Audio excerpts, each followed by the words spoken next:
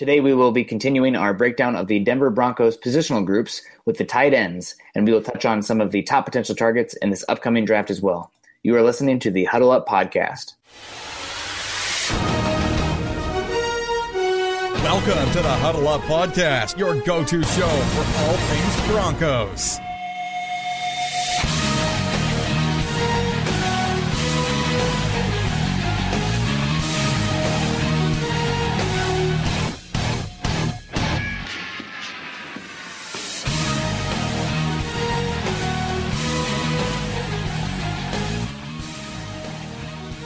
Once again, Broncos country, it is time to huddle up. I am Carl Dumler, and with me as always we have Nick Kendell.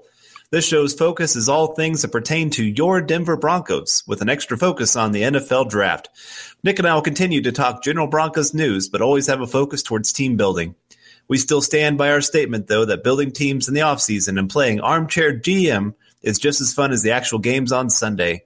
Follow myself on Twitter at Carl Dumler MHH, as well as follow Nick at Nick Kendell MHH, and of course tweet us as much as you like, and follow the podcast account Huddle Up Pod. You can also find ours and our co-writers' content at milehighhuddle.com, and an affiliate of Scout Media and the CBS Sports Digital Network. We know you listeners are as football and Bronco crazy as we are, so please give us a click and subscribe to us on iTunes, as well as iHeart, Stitcher, SoundCloud, CastBox, and Spreaker. Don't forget to share us on Facebook and Twitter. We wouldn't be here today without you listeners, so please take the time to rate and subscribe to let your voices be heard on how you enjoy the show.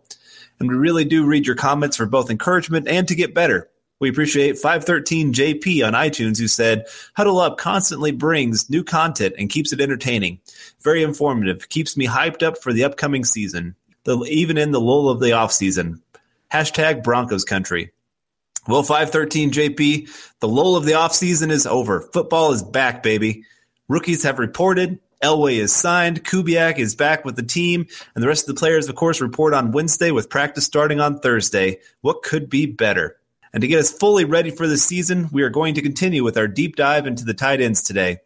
Maybe the most interesting camp battle out after the quarterbacks heading into the season. I really think we could make a case for about 4 guys being the day one starter that are on this team right now. Before we get to that, though, today's podcast is brought to you by Audible. Get a free audiobook download and a free 30-day trial at www.audibletrial.com/huddleup. Over 180,000 titles to choose from for your iPhone, Android, Kindle, or MP3 player. Again, that's www.audibletrial.com/huddleup. Now, my own experience with this has just been amazing. I use this when I work out. I've had times on long drives. Just today, I was mowing my yard, and it took me about 2 hours. So listen to a book. And so I've been able to get through a few books just while I'm mowing just this summer. I just want to encourage everybody to take the chance to go just try this out for 30 days. It's a free trial. You get a free book out of this. You don't have to commit to it beyond that. Just go give it a click. And, of course, do it through Huddle Up. Nick, before we get going too deep into all of these players, I wanted to take a second and welcome you back home. How was your vacation? Vacation was great. Saw a lot of animals. Costa Rica is a beautiful country. If you haven't been there before, I highly recommend it. The people there are very friendly, and there's a lot to do in not a very big area. So first we went up to Arenal, which is at the base of an active volcano. Did a lot of hiking there, whitewater rafting, hit some hot springs.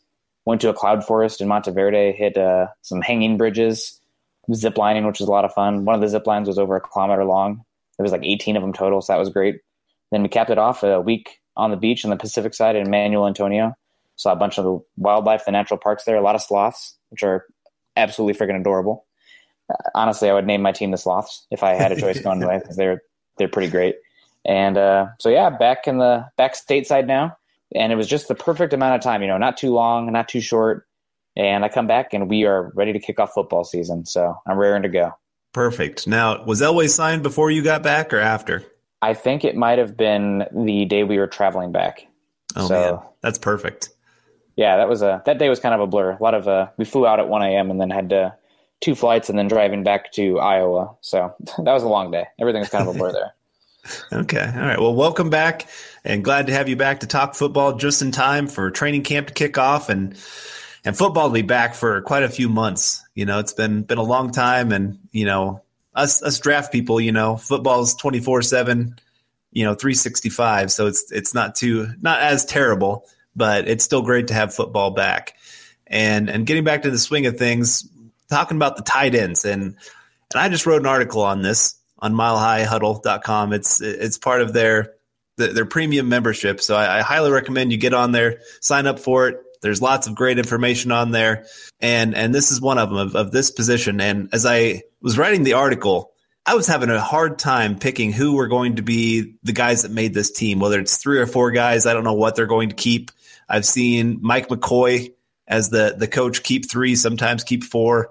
Sometimes he uses tight ends a lot. Sometimes he doesn't. It's just kind of depending on what he has for talent. And with this group, it's kind of a group of a lot of potential, but not a lot of great production so far. Yeah, absolutely. It's a group with as many question marks as any positional group on the team. But that said, there's a lot of promise as well. I feel like every single guy that we're talking about, especially the top 4, could end up being tight end 1 either this year or down the line. So that's has me excited as an evaluator. That's definitely going to be a group that I'm going to be watching carefully.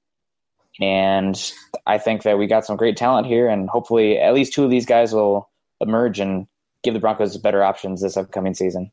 The other part of this is that's hard is, you said you could see 3 or 4 of these guys being the starter day 1. I could also see all 4 of those guys, 3 of the guys being cut day 1. That's how crazy this position is. And I wanted to start here today with the one guy that pretty much no matter what is making the team, and that's Jake Butt. And of course, the guy that got sponsored by Charmin had to do it. I love that he's just kind of run with his last name. But our 5th round pick this year, kind of expected to be a 1st or 2nd round pick before his injury. But what can you tell us more beyond that? Well, Jake Butt is about as tough as they come. I mean, it's kind of like that famous Johnny Cash song, A Boy Named Sue.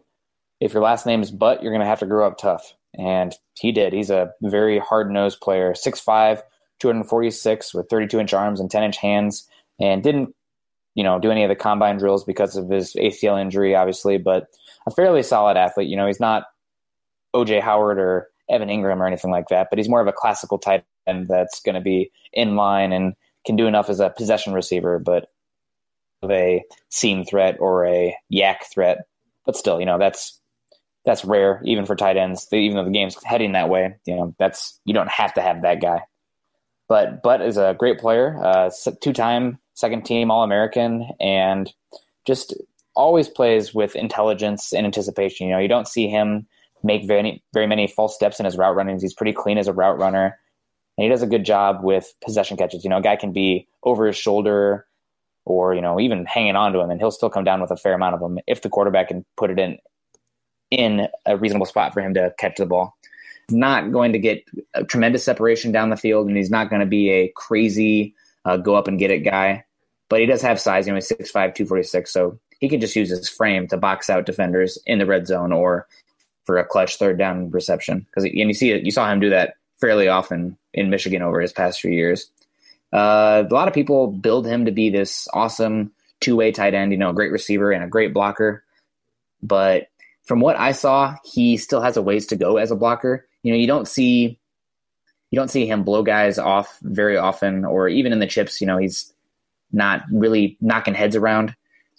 But he does show effort, which is honestly one of the most important things when evaluating a tight end's ability as a blocker. A lot of those guys don't really put in the effort, don't look like they're interested in their blocking assignment. But with Butt, you see him try to get in front of that guy and try to knock him. So I think that he has potential to get better and better there, and he has the frame to do it. So I think he'll be a very good inline tight end that can also split out wide and play some slot. So I'm excited for his versatility, and I'm hoping that we get him on the field as soon as we can. Whenever I'm looking at a receiving option, there are 2 things that I watch for. One is hands. Do they catch with their hands? Are they a natural hand catcher? And you would be amazed at how many highly productive college players don't catch with their hands. They're body catchers most of the time, or they just win with speed and don't need to use their hands as well. Or they're so open that, nobody's hanging on them or anything like that to make a tough catch. And it just blows me away that so many people are like, oh my goodness, did you see the stats this guy put up? Stats in college are a small part of the equation. And I'm saying all this to get to Jake Butt he has pretty good hands. I like the way that he snatches the ball out of the air. I like that he does a great job tucking it away. And he just looks like a natural hand catcher. So I love that part of him. And the other part that I always look for is route running. Now, college, it's not always going to be perfect, but can they show some signs that they can really develop in that area? That is one area they can develop more in the pros, like we saw with DT. That's what he did. But Jake Butt, that's one thing I was highly impressed with is he's very advanced in his route running. I watched him one time like juke a guy out of his pants. It was that big. It was amazing. He had the guy completely turned around and got about 3 or 4 yards of separation to go make a big first down. I've seen other times where he really did a great job selling the run and then going out for a route where the linebacker, closed in thinking it was a run play. And next thing you know, he's open 10 yards down the field. That's what I love about him. And that's what he can bring once he gets healthy, what he can bring day one. But I agree with you. He's not a seam route guy. He's not going to all of a sudden blow up the middle deep and make the safeties have to respect him over the middle like that. He's going to be more of your, it's 3rd and 5 and you need a guy to go make a tough catch. That's the guy that he is. And that's what you need that. You need that kind of guy. And he's going to be great in the red zone because he's a big target. He can go up, make tough catches. And like I said, he's a high character guy. Jim Harbaugh, I think this is what he called him. He said he's a football player, and I can't give a better compliment than that. There are guys out there who are great athletes, but not great football players. And then there are those guys who they have a great football IQ. I was listening to one of his coaches talk about him, and he said that he was asking on a play. The coaches do this all the time. They try to quiz guys, see where they're at, make sure they understand the playbook. And he was going through, okay, what does the center do on this play? And all of a sudden he'd hear Jake Butt whisper under his breath, center does this. And then he'd go to the guard, and Jake Butt went every single player on the offense and knew exactly what they were supposed to do on the play. That's crazy for a tight end to know all that. I was blown away when I heard that. That's what gets me excited when I hear that kind of intelligence, football intelligence, coming from a player of his age. Yeah, tight ends don't get enough credit, though, because they have to know all the blocking assignments and technique of an offensive lineman, but also all the routes and proper foot techniques of the wide receivers. So, really a tough position to be that good in both sides of the offense. And I think Butt has the potential to be a tight end number 1 for the Broncos for the next 4 or 5 years. He does have that potential. He's that he is like, don't get me wrong, he's not like O.J. Howard athlete. There's not many tight ends, even in the NFL today, that are that kind of tight end coming out of the draft. But he is definitely an above-average athlete for the position, good enough to be a tight end 1, in my opinion, down the line. And with that intelligence, that mentality, that work ethic, I see no reason outside of injuries that he won't be challenging for tight end 1 as soon as he can get on the field. When do you think he's going to get on the field? I know injuries are really tough to kind of figure out, and it's hard to speculate on that. I honestly have no idea. I'm waiting to hear more from training camp and whatnot. I know that he's starting on the non-football injury list because he was injured in college football. So it's technically a football-related injury, but because it didn't happen while he was doing NFL activities, it doesn't count. So some weird language in that regard. But I'm hoping to see him on the field by October. It might be sooner, but that's when I have it in my mind that I'm hoping to see him start to get some snaps and slowly integrated in the offense and more. And I wouldn't be surprised at all if he was one of the starting tight ends by the end of the year. Yeah, that's kind of where I'm at too. I would love to see him week 1, but I don't want to push it either.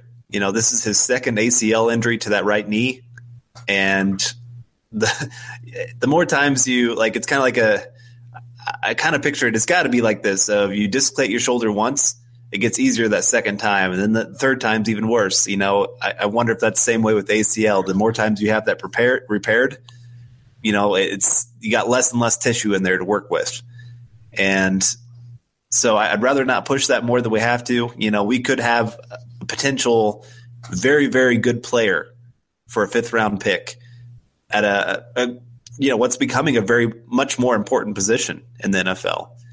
And so, yeah, I would love that. I'd love to have him be, a quarterback's best friend for the next few years. And that's not worth sacrificing just for a few games of him limping around kind of thing. Yeah, and because he's going to be, not partaking in the on-the-field drills so far, he's going to be a little bit behind the eight ball, which is fine. I mean, you touched on, he is very intelligent. He's probably looking at the playbook right now as we record this podcast. Like, he probably is preparing in every way that he can and rehabbing. He's probably in the hot tub doing it at the same time, getting ready. Yeah, but that there's no reason to rush him. Yeah, exactly. Yeah, no, I agree. He's a football junkie. He loves football. There's not many players, I think, in college football this last year that loved football more than him. I mean, that's why even though he was supposed to be that first or second round pick, that's why he wanted to play in the bowl game, because he just loves football that much. He loved his team that much, and he wanted to be there for the biggest game of the year. And I love that attitude. And, I don't fault guys for sitting out that bowl game. I mean, you're talking about millions of dollars. Jake Butt, he lost out on millions of dollars. He collected a little over $500,000 in an insurance check, but still, it's nowhere compared to if he was a first-round pick compared to a fifth-round pick. So that's things that people have to weigh, and I don't mind players going for the money and protecting themselves, but I still love his attitude towards football. Yep, and the sooner he can get on the field, the better. Well, don't rush him back, but I'm eager to see him out there with the young quarterbacks and start to get that chemistry. And so moving on here a little bit, now we have the opposite end of this, of the guy that's got the most experience in our tight end group. It's kind of weird to think we've had a lot of big time veterans like Owen Daniels, Garrett Graham, and guys like that, Jacob Tamme. I'm trying to think of it. Is there any others? Joel Dreesen. There it is. Yeah, that's the guy I was trying to think of. We've seemed to kind of go through the guys that are at the end of their career, and now we're kind of going younger at the position. And so Virgil Green, he is the big time veteran of the group at 6'5", 255 pounds. This will be his 7th year in the league, and one of Elway's few people that he's re-signed, that he drafted. They saw something in him, thought he could be a little bit more, and unfortunately he hasn't really lived up to that, I guess you'd say. I mean, he's been good, but not – I don't know what's the word I'm looking for here, but he's just not been what you hoped for. The potential every year. I don't know how many times I've had people with fantasy football, is this the year Virgil Green finally explodes on the scene? He's finally got that chance to be the tight end number 1 instead of Julius Thomas. They're taking away the receptions, and he's just never been it. That's not been his game, which is weird because that's what he came out of college. He played for the University of Nevada with Colin Kaepernick, and he was a receiving option there. And then he comes into the NFL, and he's a blocking tight end. It's kind of crazy to think about with him. Yeah, he came in. He blew up the combine, actually. He ran a 4.6, 4.40, had a 4.4 20-yard shuttle, 6.9 3-cone, did well on the jumps, and 23 bench reps. So he jumped out of the gym, 98th percentile in the vertical jump and 97th in the broad. So very good athlete, and everyone critiqued his blocking at Nevada. He also played with Brandon Marshall at Nevada as well. He came to Denver, and he's been our best blocking tight end over the few years. So pretty crazy in that regard. Tape, what the tape says in college isn't always what the guy is going to be in the NFL. And this is a prime example of it. He just never really has taken that step as a receiver. I'm not sure if it's route running. I mean, it could be partially the quarterback too. I mean, let's be real. Trevor Siemian struggled over the middle of the field last year. And other than that, he played with a more struggling Peyton Manning. And when Peyton Manning was healthy, he had Julius Thomas gobbling up targets. So I think it's probably a little late in the game to keep talking about what Virgil Green can be and just kind of accept what he is. He is a very good inline tight end, and on the best case scenario, he's a tight end 2. He's not going to see the bulk of the snaps as tight end 1, but in those 2 tight end sets, in 12 personnel, he's the guy that you want in there because he's going to be just athletic enough and just a threat enough as a receiver that, you're going to have to worry about him still, but keep him there as an extra run blocker, and that can create a lot of havoc for opposing teams' defenses. But I think he'll make the team, but I don't think he's obviously not a long-term plan. And I know for a fact that the Broncos received multiple calls about Virgil Green in the off seasons, people looking to trade for him. So he does have some value. But long term, I don't see him being the guy, and I wouldn't be surprised if this was his last year on the team. I have him as my, if you read my article, I have him as the guy being cut, the veteran that doesn't make the group. And a big part of that is salary cap. The name of the game in the NFL is money. And, he has a $3.3 million cap hit, $2.8 million. If we cut him, he saves us quite a bit of money there. And I just don't know if a blocking tight end is worth $3.3 million. When we have some other guys that have that ability, not maybe to his potential, like to his level, but they're still up there enough that they can maybe feel comfortable cutting him, or if they can find a trade partner, that would be the perfect scenario. And I don't know. I hate to say that because Virgil Green, I've always had a soft heart for him just because he's always been that guy that's kind of done the dirty work, doesn't get the recognition for what he does for the team. There were times where I'm trying to remember, I think it was like 2015 where our offensive tackles were doing so bad that Virgil Green had to stay in, and they trusted him more against the defensive ends than the offensive tackles. That's how good of a blocker he was for this team. And I would hate to see that go. I'd hate to see him go. So I hope he makes the team, but I'm just kind of wondering if he's maybe seen his last snap with the Broncos. It definitely could be one of his last snaps. I mean, we're going to see him in training camp, obviously, but maybe his last regular season snap. And if they do go that route, I'm hoping they don't cut him. I'm thinking that he probably still has enough value as a veteran tight end 2 option that somebody would trade us a 7th or 6th round pick at the worst. So always got to get that value if you can. Yeah, no, I agree. And I hope, like I said, I do hope he makes the team because he has value. I hope he stays healthy. That's my big thing with him. It's not so much that he doesn't go out and make a lot of plays in the receiving game. It's more that he just can't stay healthy. I hate seeing that. He has like 4 great games and you're going, oh man, this guy's really helped out. People kind of forget the offense actually wasn't terrible those first 4 games of the season this past year. And a big part of that was Stevenson was healthy, Okung was healthy, and Green was healthy. And they were actually decent blockers at that time. And then all 3 of them kind of suffered some injuries around that point, and our whole run game kind of fell apart. And then, of course, C.J. Anderson goes down, and it suffers even more. And so, yeah, Virgil Green, when he's healthy, I love him as a player. And he's just always had nagging injuries. It seems like he was honestly doing pretty well. I believe it was 2 years ago, and then he got injured and came back. It just was not the same as a blocker. So if he's not making hay as a blocker, then he doesn't have that much of a role on the team just because of the youth and depth that we have at the position. So I think his status also probably depends a lot on Jake Butt.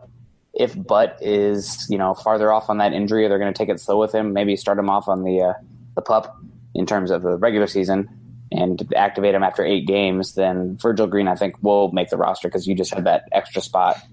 But if Jake Butt looks like he's ready to go, he might be the odd man out, like you stated.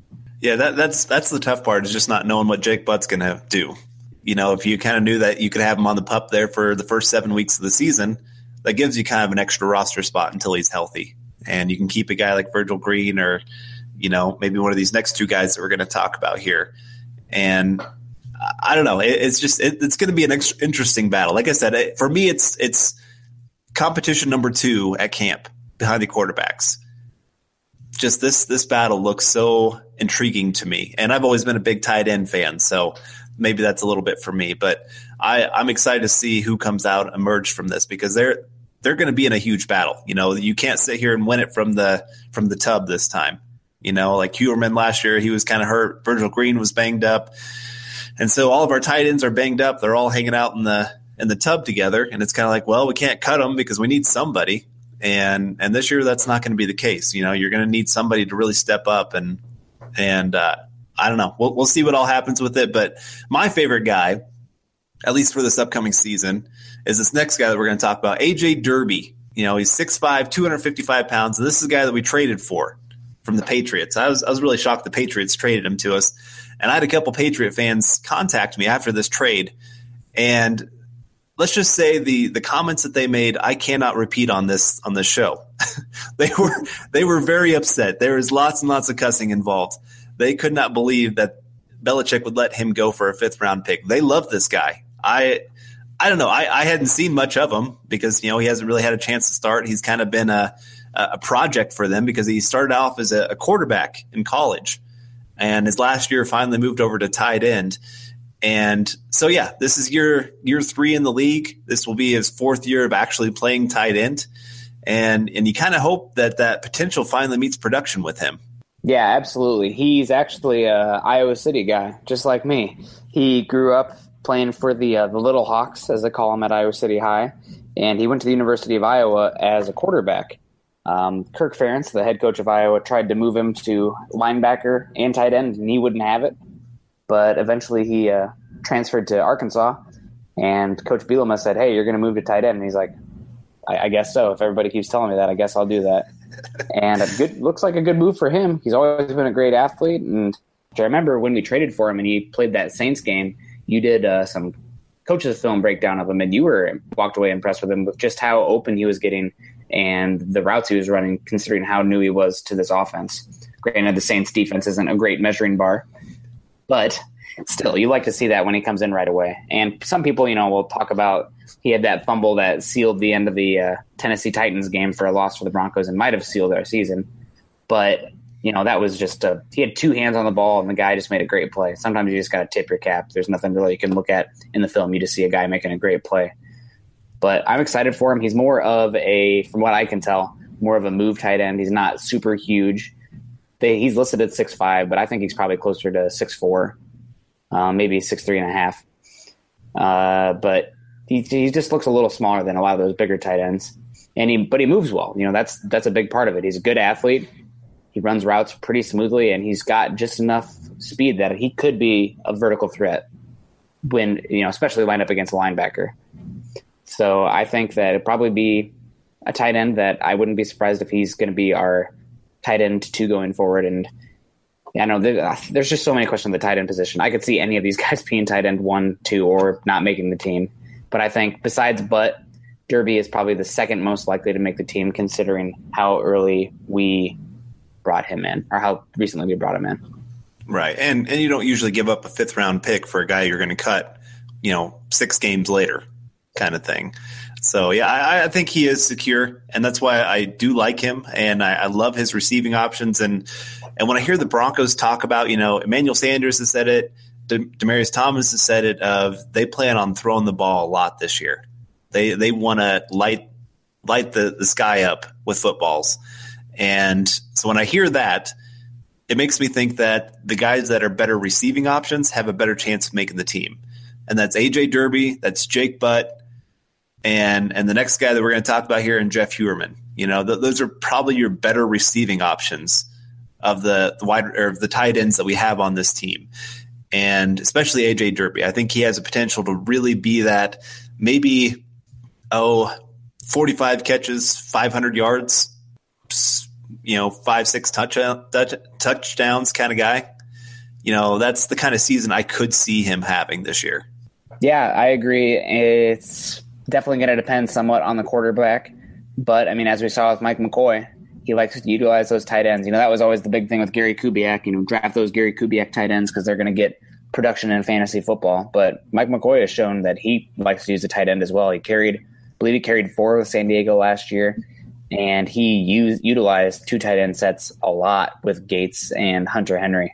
So there's going to be opportunity for all these tight ends to receive targets and produce. But, we're going to have to see how it settles in training camp and everything. But I think Derby's definitely a guy that week 1, he's going to be one of the most likely ones to receive a fair amount of targets. Yeah. I'm looking at the stats right now. Just last year with Antonio Gates and Hunter Henry, just those 2 alone for the tight end position, they combined for 89 catches, a little over 1,000 yards, and 15 touchdowns. Wow. They were almost half of Phillip Rivers' touchdowns last year were just to the tight ends. So he loves them in the red zone especially, and getting those big guys of 6'5". Hopefully A.J. Derby is a little taller than 6'3", but it's still 6'3" is pretty tall, and he can use his body to get a little bit of separation and make those tough catches. But so I'm sure the Broncos want somebody, especially like A.J. Derby, to emerge and become that great third receiving option. That's a big question mark about this team. You know that you have DT and you have Sanders. You got two great receiving options there. Well, teams last year were able to pretty much kind of, what's the word I'm looking for? Send a guy to, Bronco fans, this is what I'd recommend. If you go back and watch the games, especially if you can get the all-22 version, watch the safeties. When they knew it was an absolute passing down, the safeties went straight to the sideline because, there was no threat over the middle. There was no worry about a tight end or that slot receiver getting open one-on-one. And so it was easy. They could bracket. That's the word I was looking for. They could bracket our outside guys and make sure to eliminate them. And then it didn't help that Simeon really struggled throwing over the middle. I think he only had like 3 touchdowns, 6 interceptions throwing over the middle last year. And that's a big deal. When you can eliminate 1/3 of the field, it's much easier to cover. Yeah, absolutely. You got to be able to attack the middle of the field in today's NFL. That's where, honestly, Tom Brady makes his hay, and that's where Peyton Manning, especially towards the end of his career, where he, was struggling a little more in terms of the velocity on his ball. That's where he made his hay. But yeah, they're going to have to utilize receiving options over the middle if we're going to help both Sanders and DT be more productive this year and just help the offense overall. And I think tight ends, honestly, where it's going to start. We drafted those 2 wide receivers. We'll talk about that probably next week. That'll help with that as well. But 1 or 2 tight ends are going to have to step up if the offense is going to take that next step, and we're going to return back to the playoffs. Completely agree with that, man. That's I'm pounding the table for that to be a big focus on training camp, that they work on that throwing over the middle of the field, because we're not going anywhere if all we do is throw at the sidelines of DT and Sanders. You wonder why DT and Sanders couldn't break off a big play. Well, they never had a chance. They had 2 guys on them every single time. And you want to see DT take that screen pass for a touchdown again, or Sanders go deep and be open one-on-one. That's what it's going to take. And another guy that hopefully maybe will emerge finally for the Broncos is that of Jeff Heuerman. Our 3rd-round pick from 2015, the first guy to ever win the college football playoff and a Super Bowl. And didn't play a single down in the Super Bowl year, but he still got a Super Bowl ring. If you've ever followed his Instagram, he has a slow-motion video of him opening up the Super Bowl ring, and I'm going, that seems a little overkill for a guy that didn't play. But, hey, you got a Super Bowl ring, you got to celebrate it. So I'd probably do the same thing. Anyway, entering his 3rd year in the league, and, John Elway signed this week, and Bronco fans, I've had a few of them kind of going, oh man, I don't know how I feel about this, because Elway with the draft, he really struggles with some different rounds, and you and I've talked about it quite a bit of his 2nd and 3rd round picks, not always been great. And Jeff Heuerman's kind of on that path of being that another 3rd round pick of what happened here. And there were some people that kind of questioned it when he was drafted, because he wasn't a great receiving option for Ohio State. They didn't use him in that way. And here he is with an opportunity to really prove himself and to really kind of ignite to show why he should have been a 3rd round pick. And he's a guy that has to step up. He cannot win this competition from the tub. His first year had an ACL injury that cut his season short. It's why they changed up rookie minicamp and how they do it. 2nd year in the league, kept getting nicked, during training camp, kind of had to sit out for about half of it, then sat out the first few games with an injury. Then had another injury kind of middle of the season, and it's just kind of that's been his story, and he's got to change it. Yeah, and there have been some rumors that he has been perennially in head coach Gary Kubiak's doghouse. I don't know if it's work ethic, not paying attention in the film room, not doing everything he's supposed to do in terms of his rehab, or taking that as hard as he should be. But from what I've heard, that he has somewhat been in the doghouse. And when you're injured and, not doing the things you need to do off the field, that's going to equal not playing time. So he's going to have to really step it up. And he's one of those guys that's on the brink for sure. That after these last 2 years, what your draft status was honestly doesn't really matter that much anymore. He's a 3rd round pick, a late 3rd round pick, and he is absolutely on the roster bubble.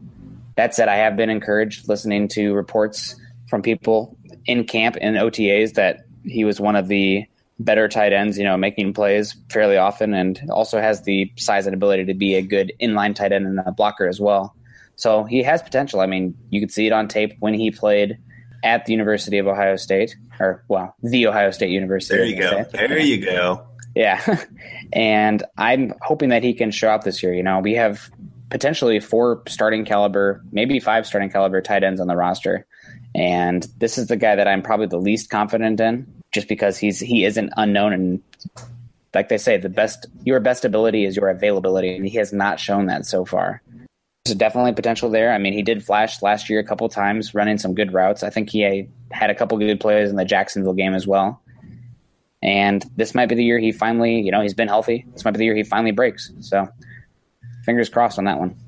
One of the stats that really stuck out for me from his college tape, at least, was his freshman year. He averaged 17.9 yards per catch as a tight end. That's crazy. I had to keep reading it over and over again to see if they had lied to me on that. He has that kind of vertical speed. He ran a 4.8 40-yard dash, but that was with a bad foot. People kind of have to keep that in mind, because I've had a couple people tell me, like, he's not that fast, but when he's healthy, he actually can be kind of that seam burner guy. He doesn't have great turn ability. He's not the great route runner that you would hope for from a tight end. He's got to work on that. He's got to get a little more bendability in his hips to kind of really dive into where he's trying to get to. But as a seam route kind of guy, he can be a guy that can go deep and get open quick. And then on top of that, kind of what he was drafted for was being a great blocker. Part of his final year at Ohio State was he had a foot injury that kept him from being a great receiving option, but it was also they had a terrible offensive line. And so they'd keep Heuerman in to block. And a lot of times he had a defensive end one-on-one, either run blocking or pass blocking. And he was able to do really well with that. So there's potential there. There really is. There's some great potential with him. This past year, he had the 3rd best yards per route run by all AFC West tight ends. Kelsey and Henry were the only 2 that had better. He was better than Antonio Gates, better than anything else we had on our team, better than anything Oakland had on their team. And so, yeah, there's some potential, but, man, it's hard to really see it after 2 years of pretty much nothing. Yep. So definitely a make or break year for him. And I'm hopeful that he can step it up and definitely push those guys. All those guys need to push each other, and hopefully the best 2 come out. But it's time for him to put up or shut up, because we need him now. Yeah. And the 2 guys that could really kind of push that are kind of those maybe not unknown names. One of them's actually pretty well known. I've had a lot of Bronco fans talk about this guy being that potential breakout player of the year. But Austin Traylor and Henry Krieger-Kobel, there we go, an Iowa boy. You probably know more about him than I do. So what do you got on this kid? Well, Krieger-Kobel is not the biggest nor fastest tight end.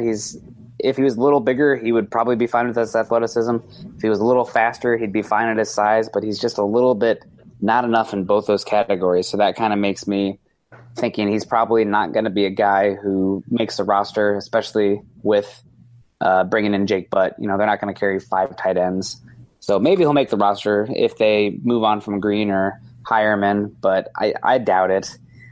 He is a hard worker, smart guy.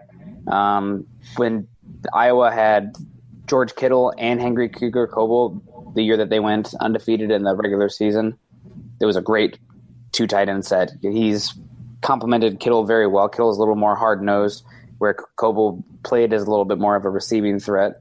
And he did okay in his pro day, 4.8 40, 9.2 broad jump, 33.5 vertical jump. But he's just not the most explosive guy. He is quick, and he looks fluid in his routes, but I don't think he is big enough or athletic enough to make it in the NFL, at least as a starting tight end. And so if he's going to make the roster, he's going to really have to show some stuff as a special teamer. Well, that was one of the big things that the coaching staff last year, like they saw the potential as a receiver, but they definitely, the reason that he went to the practice squad was because they said, you got to work on your blocking, man. That he wasn't a great blocker coming in. He actually graded out in college as one of the worst run blocking tight ends in college football. That's not a good thing to have, no. Because you need that guy to be able to do at least a little something. Julius Thomas at least would put his body kind of in the way. He's big enough to do that. Coble, that was the big thing, is he needed to improve on that. And so we're going to see this training camp. Has he actually improved in that area? His receiving, that was not a problem. He was making tough catches all through training camp and preseason last year, that he showed at least a little bit of potential. But yeah, if you only have one part of the game, or if you can't help out on special teams, that's the other way. He's got to make it either on special teams as that maybe fourth tight end that he can go out there and make a couple plays. But yeah, he's got a long ways to go to really make this roster. He's kind of an intriguing guy to me. Like I said, he showed a little bit of potential. I heard his name a lot last training camp, and we'll just have to see where things go. And now this next guy, he's one that not a lot of people have heard of, but maybe they should start listening. And that's Austin Traylor. 6'3", 255-pound guy from Wisconsin. This is his second year in the league. Now, last year he bounced around a bunch of practice squads: Dallas, San Diego, New England, Baltimore, before he finally ended up with the Broncos in December. And again, he's not a guy that many people have heard of. He showed a little bit of potential his final year in college. He finally started showing as a little bit of a receiver, and he was more known as that blocking tight end guy. And there's actually a scout that was quoted as saying he's the best blocking tight end I saw the entire year, his final year in college.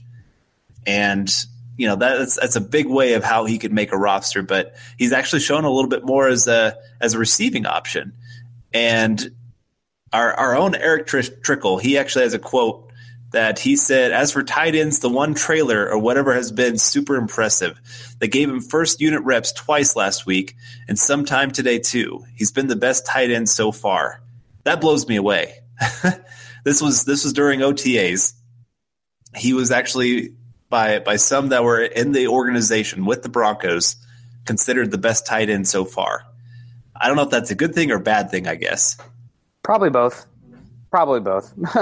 I mean, I have some faith for him. I mean, Traylor, he's not the biggest guy. He's 6'3", 250. He's compact, but he's not, super tall as a receiver. But like you mentioned, he's one of the better blocking tight ends.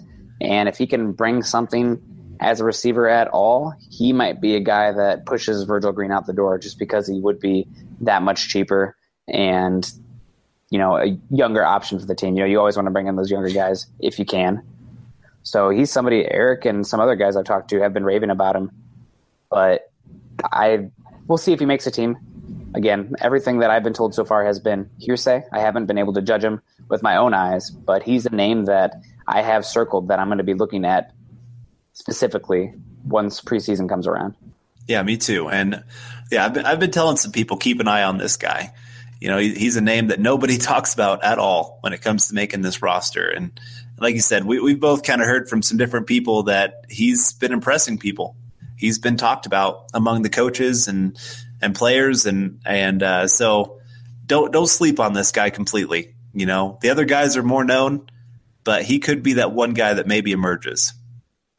Yeah, I agree, and he's definitely the guy that is the dark horse. I think he's more likely to make the team than Henry Krieger-Coble, from what I have heard so far about the production and how the guys have been playing in OTAs. But again, it's really ramping up now, and the real evaluations are about to begin. Oh, I can't wait. Yeah, finally. Yeah, you get tired of – I listen to a lot of Bronco radio podcasts, everything else, because, you and I both, we live and breathe football. It's a sickness sometimes. And, man, it has been tiring to hear the exact same story over and over and over again with no substance to it. And so, yes, football's back. I'm excited. And I can't wait to see how, especially this tight end group, how they pan out and see who finally emerges. But maybe if this group doesn't have anybody that really emerges and really takes the position by the horn, are there any maybe tight ends for next year's draft that people listening should maybe be paying attention to? Well, my number one tight end right now is probably Troy Fumagalli from Wisconsin. He is not an incredible athlete. I don't think he's a first-round selection. I don't think right now, from what I see, there is a first-round tight end next year. but he's good inline receiver or good inline tight end. He's a decent blocker and a decent enough athlete. Similar to Jake Butt. He might be a little bit better an athlete than Jake Butt. 6'6", 248, and had 47 receptions for 580 yards last year. Just 2 touchdowns, but I don't see that being an issue. He's going to be a fine red zone target. Mark Andrews is another one that I like a lot from Oklahoma. He's a very good athlete. Not the best route runner right now. Granted, Oklahoma doesn't really stress route running in their tight ends. But, very, very much a headache for opposing defenses because he's 6'5", 250, and just a great athlete. He's one of those ones that if he gets the ball like on a slant and the linebacker's a little bit behind him and the safety's out of position, he could take it to the house. He's that good of a tight end, kind of like what we saw from Travis Kelce doing to the Broncos last year a couple times, unfortunately. So he's definitely going to watch out for. Not a great route runner right now, and he's not consistent with his hands, but I wouldn't be surprised if he rose up this year. Dallas Goedert from South Dakota State is probably the small school darling right now. NDT scouting actually called him the next Travis Kelce. We're going to be talking about him, I guess. He's listed at 6'4", 260, but I'm kind of doubtful about that weight. I don't know many tight ends that are playing that size that move like he does at least. He's plays like he weighs 240.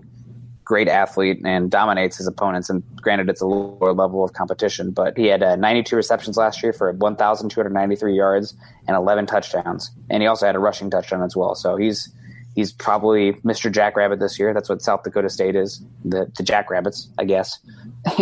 And I think he's probably definitely one that's going to rise up at Senior Bowl in the postseason in terms of the draft process.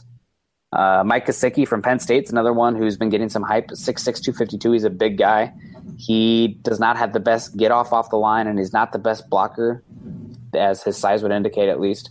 But he's makes a lot of crazy highlight catches, acrobatic at least.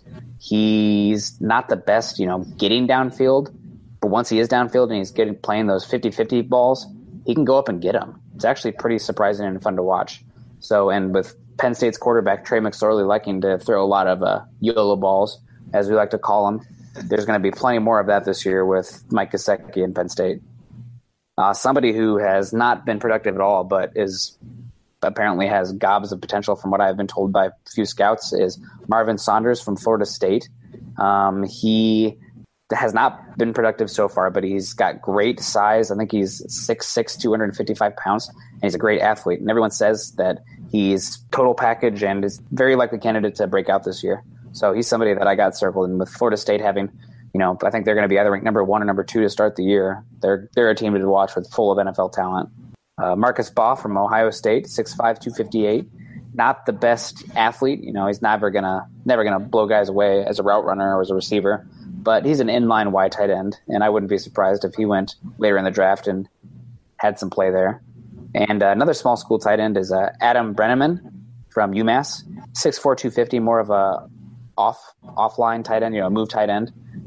That he started his career at Penn State, but after battling with injuries and not being able to get playing time, he went to UMass and has been dominating there.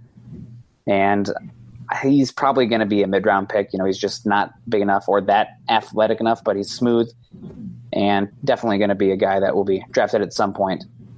All right, good list, man. And I love, there's some tight ends in college. It's so hard to judge because they don't always put up the eye-popping stats that really catch your attention. And, other than, of course, the guy from South Dakota State, my wife's rival school. She went to college. Anyway, yes. Most of these guys are not going to put up that 1,000-yard season, but there's still plenty of potential to be able to see. And yeah, this is a really good list. I like these guys, and I'm kind of with you on Fumagalli. He's kind of a guy that I'm keeping an eye on. And I hadn't heard about Marvin Saunders, so I'm excited to keep an eye on him and see what he can bring to the team. And yeah, these are some great names to keep an eye on, guys. And you're hearing some of these names that maybe this is what I love when we talk about 2018 kind of prospects. Kind of the reason we're talking about them now is a lot of these guys, they'll get hyped up like 2 months before the draft, and everybody's like, "You heard it here first." No, you guys heard it here first, and that's exciting, and that's why we have a guy like Nick Kendell and Eric Trickle and others there at Mile High Huddle who love to bring you stuff that others will talk about months after we talk about it. And they're a great group of scouting community, and they talk to a lot of people who are very involved in this whole process. So I appreciate that, Nick. And I'm excited, like I said, just to keep a look on this list right here. Yeah, and it also makes the football games on Saturday a little bit more enjoyable as well. Obviously you're going to watch your hometown team, but if you're like me, you want to watch 3 games on Saturday and 3 games on Sunday. So if you get a chance to swing by and watch Wisconsin, watch out for the tight end Troy Fumagalli. Or if you're watching Week 1, Florida State versus Alabama. I mean, what a heavy hitter matchup. We might even see that game again to end the season. That's how talented those teams are. Watch out for Marvin Saunders and DeAndre Francois, a good young quarterback for Florida State. So some of these names, obviously they're going to rise and fall depending on how they do this season. But just throwing out some names early and some guys to watch, and hopefully that'll make your watching of the college games that much more exciting because you'll know guys to look out for. Well, that will wrap up another episode of the Huddle Up Draft Podcast. Stay tuned for future deep dives into positional groups as we have arrived, Bronco fans. Training camp is finally here. Bronco fans, make sure to keep checking back on Mile High Huddle for all your updates on camp battles and other Bronco news.